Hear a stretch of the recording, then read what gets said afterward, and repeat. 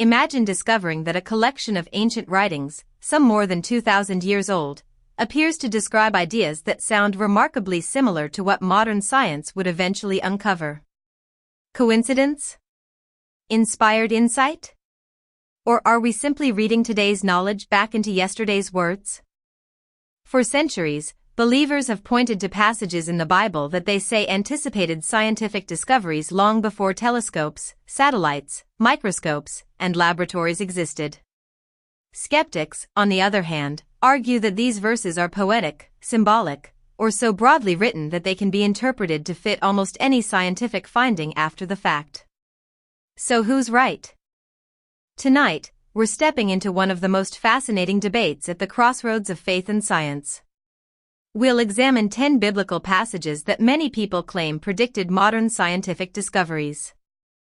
We'll compare what the ancient text actually says, what science eventually discovered, and why these verses continue to spark heated discussion among theologians, historians, scientists, and millions of curious readers around the world.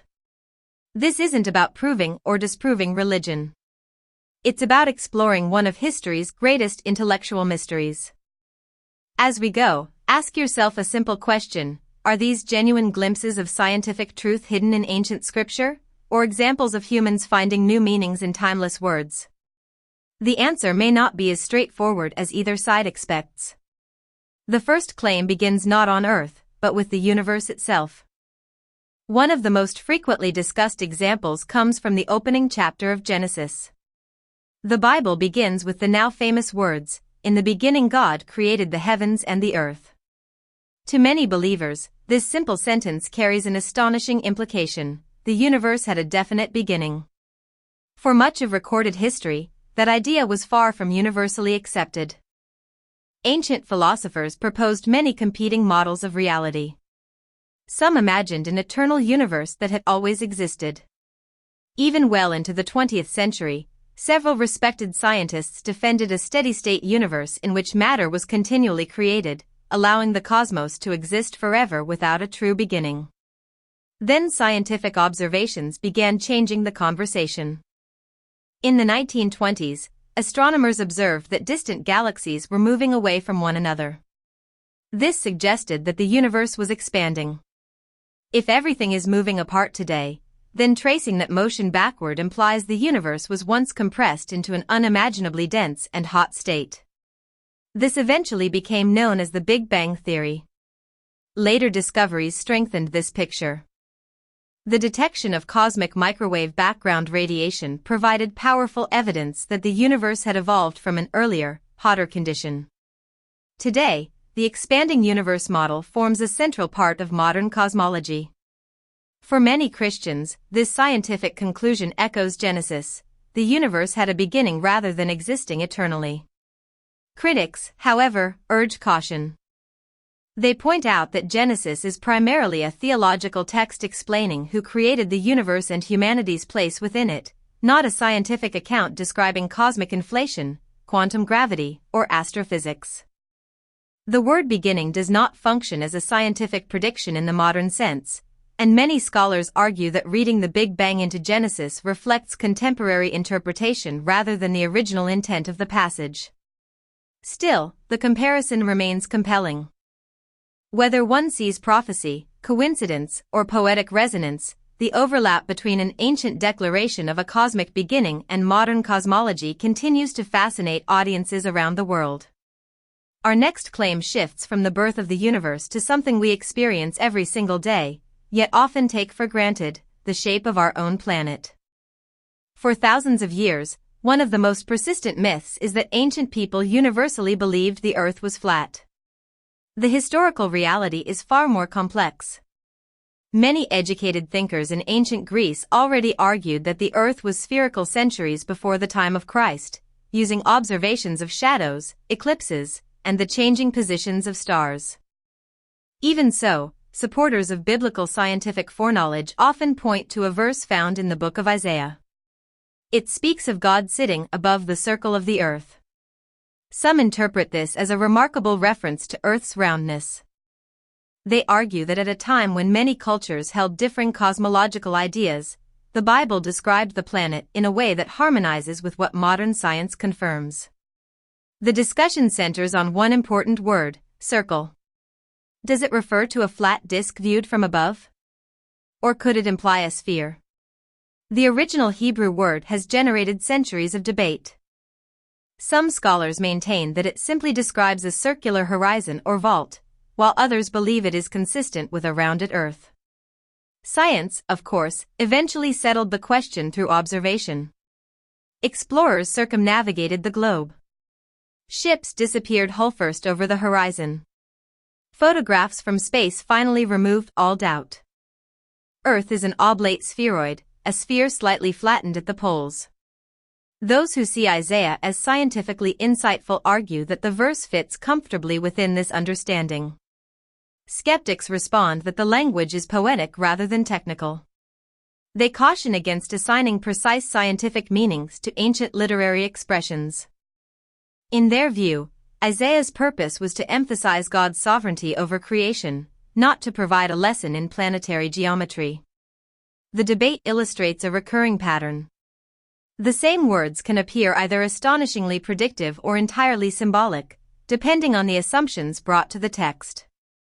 Our third example leaves the heavens behind and dives into one of nature's greatest mysteries, the invisible circulation of Earth's waters. Long before satellites mapped atmospheric rivers or meteorologists modeled rainfall with supercomputers, the Bible contains passages describing water rising, forming clouds, falling as rain, flowing into rivers, and returning again.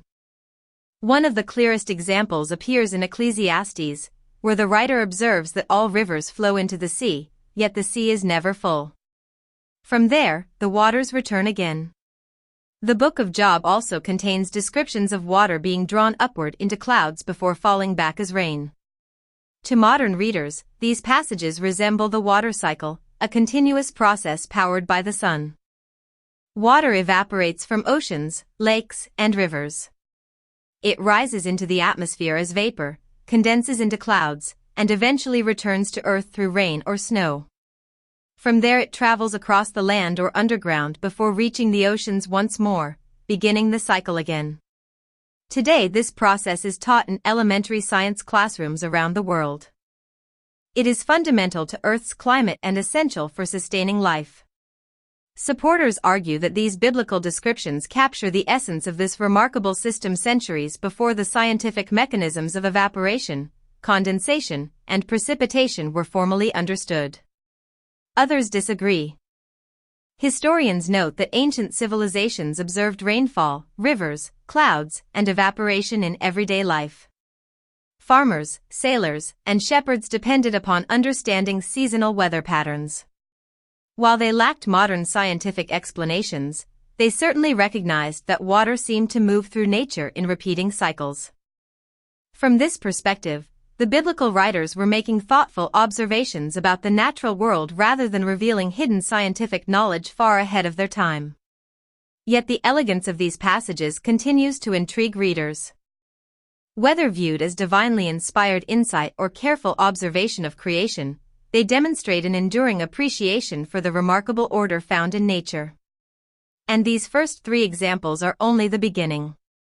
Because next, we'll explore passages that some believe anticipated the suspension of the Earth in space, the existence of unseen paths through the oceans, and even principles connected to hygiene and disease prevention, claims that have fueled debate between believers and skeptics for generations.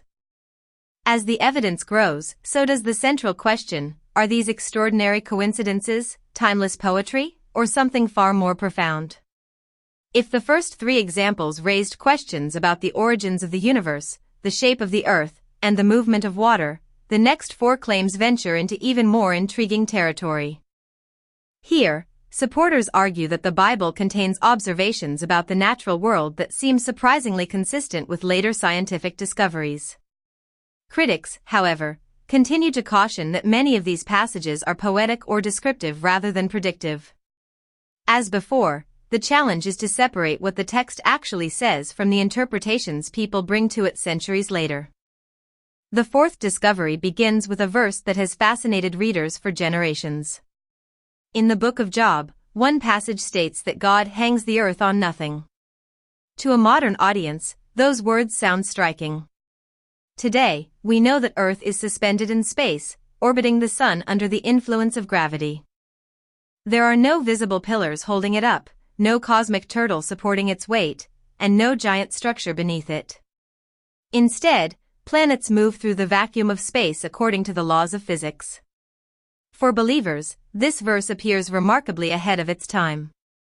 Many ancient cultures imagined the earth resting on foundations, mountains, mythical creatures, or vast oceans. Some creation stories described the world as being physically supported by supernatural structures. Against that backdrop, the statement that Earth hangs upon nothing seems unusually consistent with modern astronomy. Yet historians urge careful interpretation. The Book of Job is widely recognized as poetic literature filled with vivid imagery. Throughout its pages, mountains skip, seas roar, stars sing, and nature is described in highly expressive language. Scholars therefore disagree on whether this particular verse was intended as a literal description of Earth's position in space or as poetic language emphasizing God's power over creation. Modern science, meanwhile, explains Earth's place through gravity, orbital mechanics, and the curvature of spacetime described by Einstein's theory of general relativity. None of those concepts appear explicitly in the biblical text. Still, many readers continue to find the wording remarkable. Whether viewed as inspired insight or beautiful poetry, the image of the earth suspended without visible support remains one of the Bible's most frequently cited passages in discussions about science. Our fifth discovery takes us beneath the waves. For centuries, the oceans appeared chaotic and unpredictable. Sailors navigated by experience, the stars, and changing winds. But in the 19th century, one naval officer began asking an unusual question. Why do objects drifting at sea often travel along similar routes?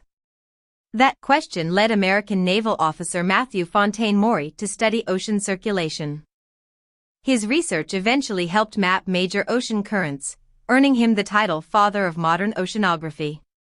An often repeated story claims that Maury was inspired by a verse in Psalm 8, which speaks of the paths of the seas.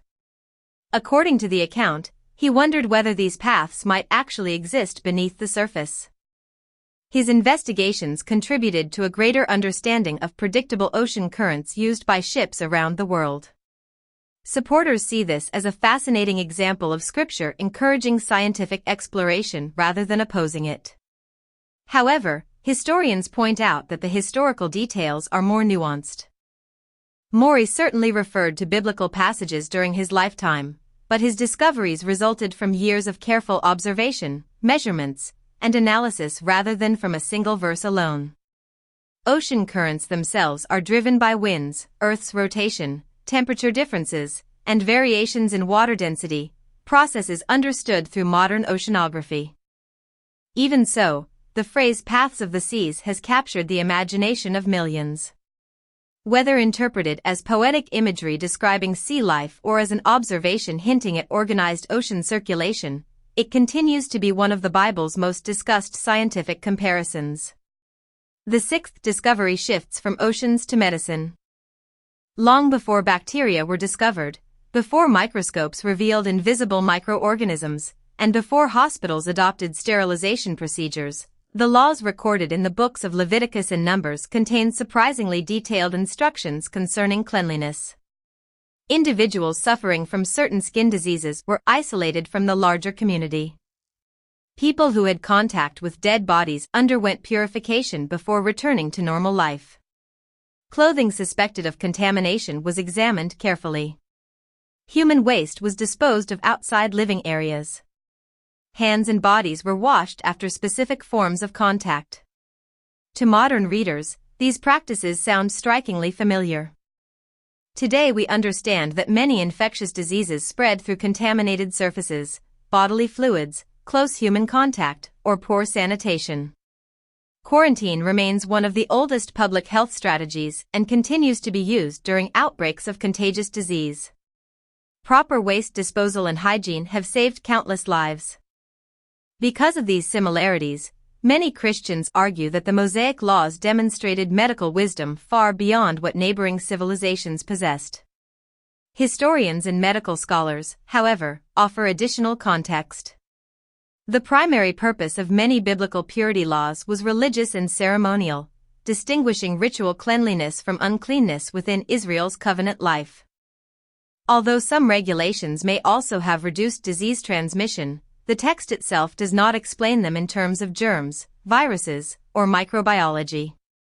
It is also true that various ancient civilizations developed sanitation practices of their own, though often for different cultural or religious reasons.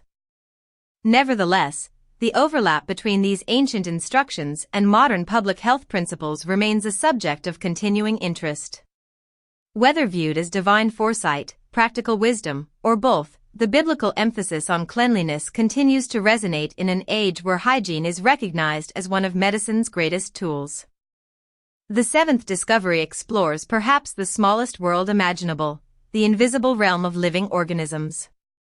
The Bible repeatedly states that life exists in the blood. One verse declares, "For the life of the flesh is in the blood." At first glance, this may sound like a simple theological statement connected to sacrificial rituals.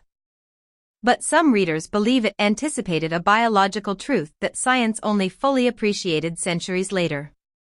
For much of history, physicians misunderstood blood's role in the human body. One of the most famous medical practices was bloodletting, the deliberate removal of blood from sick patients in the belief that it restored health. This treatment persisted for centuries and, in many cases, weakened or even killed patients. Modern biology paints a very different picture. Blood transports oxygen, nutrients, hormones, immune cells, and waste products throughout the body. Without healthy circulation, tissues die within minutes. Blood also carries white blood cells that help defend the body against infection, making it indispensable for survival. Because of this, supporters argue that the biblical statement about life being in the blood appears remarkably consistent with biological reality. Yet critics note an important distinction. The verse was written within a religious framework emphasizing the sacredness of blood in worship and covenant, not as a scientific explanation of physiology. Ancient people could easily recognize that severe blood loss often led to death without understanding red blood cells, circulation, or oxygen transport. Even so, the statement continues to provoke discussion because of its simplicity and enduring relevance. Whether interpreted spiritually, biologically, or both, it expresses a profound connection between blood and life that remains universally recognized. By now, a fascinating pattern has emerged. Again and again, ancient biblical passages are compared with discoveries made centuries or even millennia later. Sometimes the parallels appear surprisingly close. At other times, the similarities depend heavily on interpretation, historical context, and translation. The question is no longer simply whether these verses resemble scientific ideas. The deeper question is why they continue to inspire debate across cultures, generations, and worldviews. And the final three discoveries may be the most controversial of all. They explore the origins of humanity, the vast number of stars in the universe, and whether the Bible contains hints about the unseen foundations of life itself, topics that continue to spark passionate conversations among scientists, historians, theologians, and millions of curious readers worldwide. After exploring the origins of the universe, the Earth's place in space, the movement of oceans, ancient sanitation, and the importance of blood, we arrive at the final three discoveries. These are perhaps the most thought-provoking because they touch on questions that humanity continues to wrestle with today. Where did we come from? How vast is the universe? And can ancient scripture and modern science coexist without one replacing the other? Our eighth discovery centers on one of the Bible's most fundamental claims, that all humanity shares a common origin. In the book of Genesis, the biblical narrative traces every human being back to the same ancestral family. Much later, in the New Testament, the book of Acts declares that God made from one blood every nation of mankind. While modern translations often render the phrase simply as from one man, the central idea remains the same: humanity is one family. For centuries, This concept stood in contrast to beliefs held in various cultures that different groups of people originated separately or belonged to fundamentally different kinds of humanity. Such ideas were sometimes used to justify inequality, discrimination, or claims of superiority. Modern genetics has transformed that conversation. The sequencing of the human genome has revealed that all living humans share an extraordinary degree of genetic similarity. More than 99.9% of our DNA is the same. Differences in skin color, facial features, and other physical traits represent only a tiny fraction of our genetic makeup. Studies of human ancestry also indicate that modern humans share common ancestral populations. Scientists continue to debate the details of migration, population structure, and evolutionary history, but the overwhelming consensus is that humanity is one interconnected species with shared origins rather than separate biological races. For many believers, this scientific picture harmonizes beautifully with the Bible's teaching that every person belongs to one human family. Skeptics, however, emphasize an important distinction. The biblical writers were making a theological claim about human unity and dignity, not presenting a genetic model based on DNA analysis. Modern evolutionary biology explains common ancestry through mechanisms such as mutation, natural selection, and population genetics, concepts absent from the biblical text. Even so, the convergence is striking. Whether one approaches the subject through faith or science, both perspectives reject the notion that different groups of people represent fundamentally different kinds of humanity.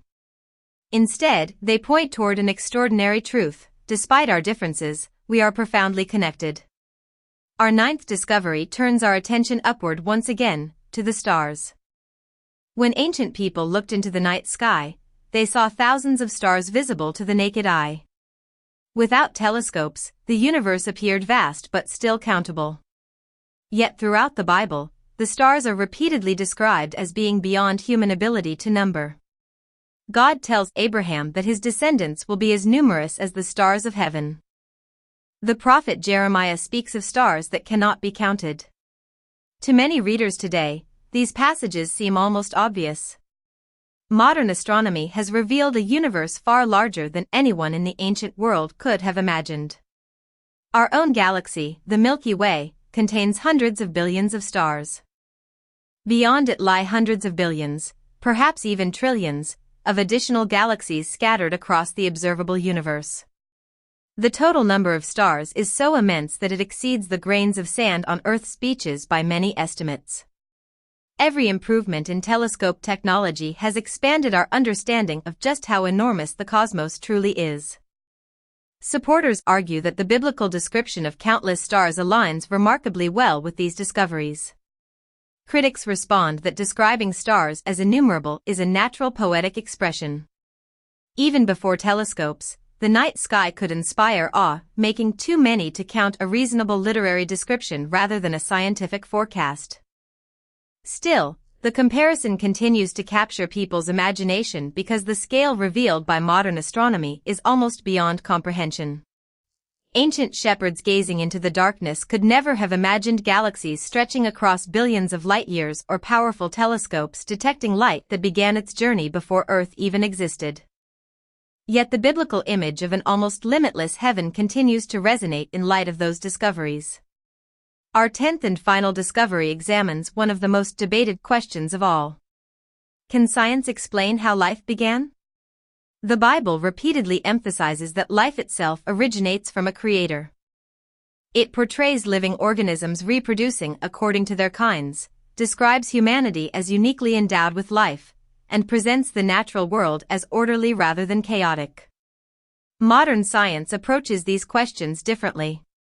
Biologists have uncovered the extraordinary complexity of living cells. Within every microscopic cell lies DNA, a molecular instruction system containing the information required for growth, repair, and reproduction. The discovery of DNA ranks among the greatest scientific achievements in history. Billions of chemical letters are arranged into sequences that function like an intricate biological code. Every living organism depends upon this astonishing information system. For some believers, the existence of such complex biological information points toward intentional design. They argue that information is known to arise from intelligent minds and therefore see DNA as consistent with the Bible's claim that life ultimately originates from a creator. Many scientists, however, reach different conclusions. Mainstream biology explains the diversity and complexity of life through evolutionary processes acting over immense spans of time. While researchers continue investigating the origin of the very first self-replicating systems, a field known as abiogenesis, there is no scientific consensus that DNA itself constitutes evidence of supernatural intervention. This distinction is crucial. Science investigates natural mechanisms that can be observed, tested, and refined. Theology addresses questions of ultimate purpose, meaning, and the existence of God. Although these conversations sometimes overlap, they are not always asking exactly the same questions. And perhaps that is the most important lesson of all. As we've explored these 10 discoveries, one pattern has become impossible to ignore. Again and again, ancient biblical passages have been compared with modern scientific knowledge. Sometimes the similarities are genuinely striking. In other cases, they depend heavily on interpretation, translation, literary style, or historical context. Believers often see evidence of divine inspiration, timeless truths embedded within Scripture long before science could explain them. Skeptics often see thoughtful observations of nature, expressed through poetry and theology, that later readers connect to scientific discoveries only in hindsight. Between these positions lies a fascinating space for dialogue rather than division. History shows that many scientists have been deeply religious, while others have been firmly secular. Likewise, many theologians have embraced scientific discovery, seeing it as a way of understanding creation more fully rather than as a threat to faith. The relationship between the Bible and science has never been a simple battle between enemies.